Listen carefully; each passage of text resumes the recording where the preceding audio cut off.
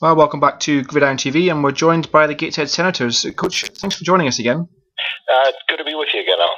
So let's start off with a little congratulations from this weekend. You had a trip up to Lancashire, and you made the best of it, come out as winners. Yes, we did. Hard game. There are always hard games against Lancashire. We had a double header. Our youth team was down there as well. And we both came away with the win, which was excellent.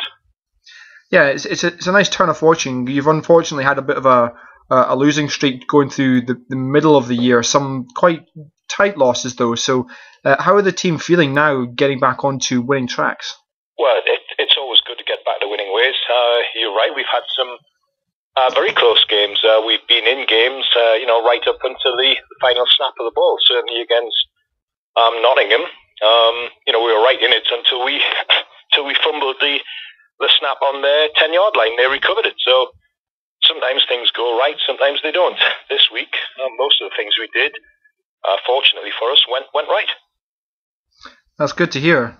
And you've got a little bit of time, not time off as such, time without games before your next one is your last home game of the year against the Nighthawks. Yes. How do you think the guys are feeling now that it's 8 games gone? Have you got any injury concerns, or is everyone doing okay? No, I think like most teams, from what I can see, a lot of teams are struggling with injuries. We lost 3 starters from the game against Nottingham. We lost 2 offensive linemen and one of our DBs.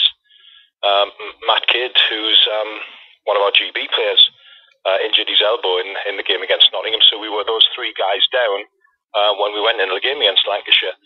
We picked up a couple of other guys who'd come back from injury, but it seemed to be swings and roundabouts. You get someone back and then you lose someone. And from what I can see, sort of up and down the country, it seems to be, a similar picture, unfortunately.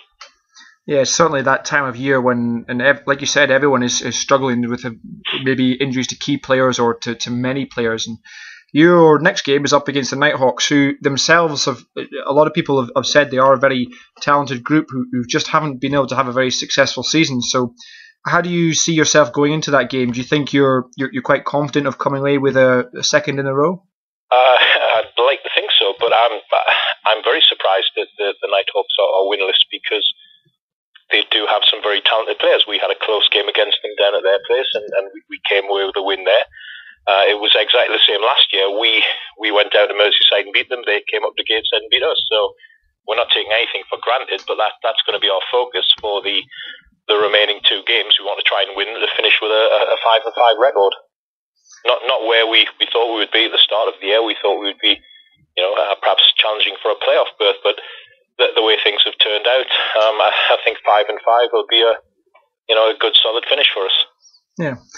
And using your term, the Sunday family, how do you think things have gone in terms of the whole setup for the Senators in terms of seniors and youth? Do you think it's been what you expected from this year? Yeah, it's been very good. We moved to a different venue because we felt that where we were at Gateshead was an excellent surface to play on, but it limited us to what we could do off the field for people who wanted to come and watch. And moving to Moncton, having a nice stadium with covered seating for supporters, and we can do a barbecue, and we have a souvenir store, we sell T-shirts and so on, and we can mark the field out now the way it should be marked.